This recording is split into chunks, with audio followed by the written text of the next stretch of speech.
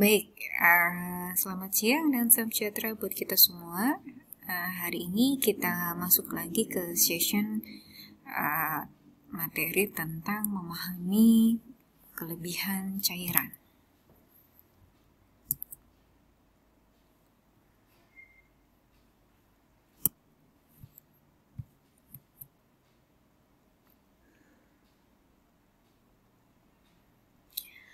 Kelebihan cairan sering kita sebut dengan nama overhidrasi.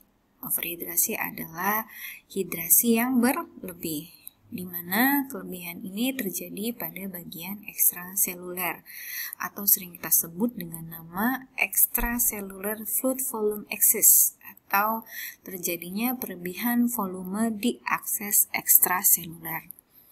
Nah, kelebihan cairan ini, kalau yang tadi kekurangan disebut dengan nama hipovolemia, kalau kelebihan sering kita sebut dengan nama hipervolemia. Nah, beberapa penyebab dari kelebihan volume cairan di ekstraseluler ini, yang pertama biasanya disebabkan oleh karena terganggunya regulasi pergerakan dan ekskresi cairan. Nah, ini biasanya hubungannya nggak jauh-jauh, pasti ada masalah. Kalau nggak di sistem perkemihannya, ada gangguan pada sistem endokrin. Kemudian tertelannya makanan yang mengandung banyak natrium dalam jumlah berlebih, atau natrium ini sering kita lihat pada penggunaan garam ya. Jadi garam itu sifatnya adalah menarik cairan. Jadi makanya kalau orang dengan ada masalah edem atau kelebihan cairan, biasanya faktor diet yang bisa dimodifikasi adalah dengan mengurangi konsumsi garam. Kemudiannya berikutnya adalah meningkatnya hormon antidiuretik dan aldosteron. Nah, di mana hormon diuretik ini fungsinya dia mengeluarkan cairan, tetapi karena jumlahnya berlebih, jadi dia malah meningkatkan volume daripada cairan di dalam tubuh. Nah, ada beberapa masalah lain yang berhubungan dengan tadi ya, masalah regulasi ya. Tadi biasanya disebutkan oleh ginjal dan endokrin. Ada beberapa juga masalah seperti sirosis hati. Nah, pada pasien dengan sirosis hati biasanya sering muncul gejala yang namanya asites atau perutnya membesar ya, dan biasanya sering disebut dengan nama asites ya. Kemudian penurunan protein plasma atau albumin, di mana albumin ini fungsinya adalah menahan tekanan osmotik koloid, di mana albumin ini berfungsi menahan cairan tetap dalam ruangannya masing-masing. Kemudian gagal jantung. Nah, gagal jantung ini sering sekali menyebabkan bendungan, terutama di paru. Ya, atau pasien-pasien gagal jantung sering mengalami yang namanya edem paru. Kemudian hipotiroidisme. Ya, ini sering berefek juga kepada metabolisme sel yang berpengaruh juga pada kondisi elektrolit yang biasanya berpengaruh nanti kepada metabolisme sel dan kerja daripada TOT. Kemudian obstruksi limpatik dan vena, sebagaimana kita ketahui tadi, di cairan ekstraseluler, terutama di akses pembuluh darah, ada dua aspek, yaitu sistem limfa dan sistem vena yang berfungsi untuk mengatur keseimbangan cairan. Dan yang terakhir adalah ginjal. Kemudian etiologi kelebihan volume di cairan ekstraseluler. Nah, ini yang hubungannya dengan tertelannya cairan yang mengandung natrium biasanya. Yang pertama karena kita terlalu banyak memberikan cairan intravena salin dalam jumlah yang berlebih. Salin ini sering disebut juga dengan nama NaCl, bahasa yang sering kita temui di rumah sakit. Kemudian menelan makanan yang tinggi kadar natrium, berarti harus dikurangi pada saat pasien mengalami kelebihan cairan. Natrium tadi bisa disinonimkan dengan yang namanya garam. Kemudian penggunaan secara berlebih enema dengan natrium salt atau obat-obatan yang mengandung natrium, atau sering kita sebut dengan Alka-Seltzer. Jadi ini harus dikontrol penggunaannya dan harus dicek. Kemudian beberapa kondisi yang mempengaruhi tentang hormon diuretik, misalnya penggunaan narkotik, ini juga bisa memicu terjadinya gangguan pada hormon ADH dan aldosteron. Kemudian kondisi Cushing syndrome, kemudian penggunaan anestesi umur, hiperaldosteronisme, dan sindrom sekresi hormon diuretik inappropriate. Jadi inappropriate ini merupakan beberapa golongan dari penggunaan diuretik. Kemudian mekanisme kelebihan cairan. Jadi seperti kita ketahui tadi, tekanan hidrostatik ini berfungsi untuk menahan cairan dalam ruang atau fasanya masing-masing. Ketika terjadi peningkatan resistensi di vaskuler valvular, nah ini yang menyebabkan beberapa kondisi patologis seperti meningkatnya tekanan di ventrikel kiri, di tekanan di arterial, sampai dengan munculnya edema paru. Kemudian pergerakan cairan di jaringan memicu terjadinya edema. Nah, ini akibat daripada penurunan albumin. Jadi albumin di sini merupakan protein plasma yang mengatur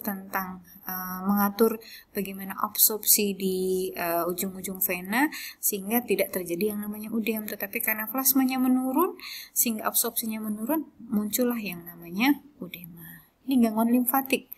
Ternyata obstruksi di sistem limpatik akan berpengaruh terhadap obstruksi cairan di bagian interstisial, menyebabkan penurunan transport protein di bagian kapiler, terjadi peningkatan tekanan otik di jaringan sehingga muncul yang namanya edema. Ini karena perubahan di sistem limpatik. Cedera jaringan.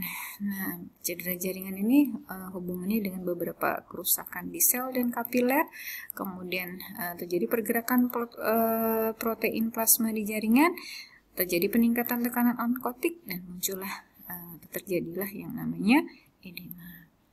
Beberapa manifestasi lain yang sering kita lihat seperti munculnya kelebihan cairan di paru-paru. Biasanya pasiennya sering sesak, kemudian batuk, ronki basah dan halus di bagian paru-paru pada saat auskultasi, pucat, sianosis, kemudian capillary refill-nya lebih daripada 3 detik, dan ansietas. Di sistem kardio sering terjadi peningkatan vena jugularis, kemudian pengisian vena kapiler melebihi daripada 5 detik, kemudian adanya pulsasi yang menghentak atau bounding pada saat auskultasi, peningkatan tekanan darah, dan peningkatan dari central venous pressure pada saat pengukuran. Kemudian terdengarnya bunyi S3 akibat terlambatnya pengisian ventrikal. Kemudian cairan yang terakumulasi di kompartemen interstisial sering memunculkan adanya edema dan peningkatan daripada berat badan.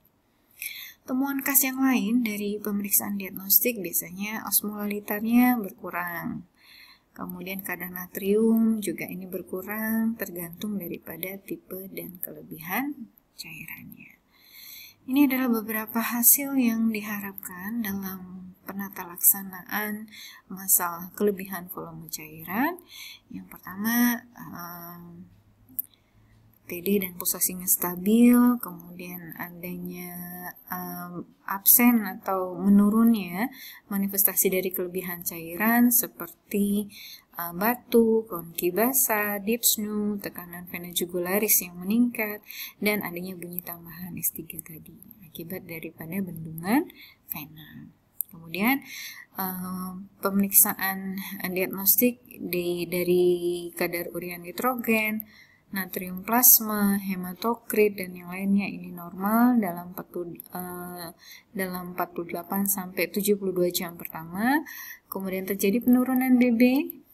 Kalau tadi dia berkurang, ini meningkat, ini kebalikannya, berarti berat badannya menurun. Minimal 0,5 kg atau 1 pon per harinya. Kemudian berkurangnya manifestasi kelebihan cairan di intraseluler. Ternyata kelebihan cairan ini juga bisa memicu terjadinya konvulsi.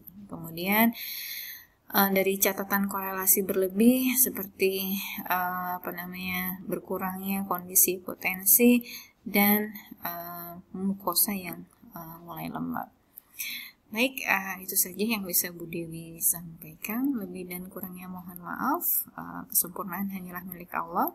Dan untuk penugasan di sesi gangguan keseimbangan cairan ini, Ananda diharapkan membuat beberapa case yang hubungannya dengan gangguan patologis di sistem perkemihan dan endokrin yang berhubungan dengan gangguan cairan, meliputi pilonefritis, kemudian sindrom nefrotik, kemudian diabetes insipidus, dan urolithiasis. Nanti dibuat dalam bentuk PowerPoint dan disajikan, nanti akan disajikan dalam termin diskusi di pertemuan berikutnya.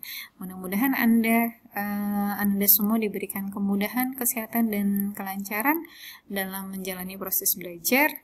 Budi akhiri, wabillahi taufiq wal hidayah. Wassalamualaikum warahmatullahi wabarakatuh. Selamat siang semuanya.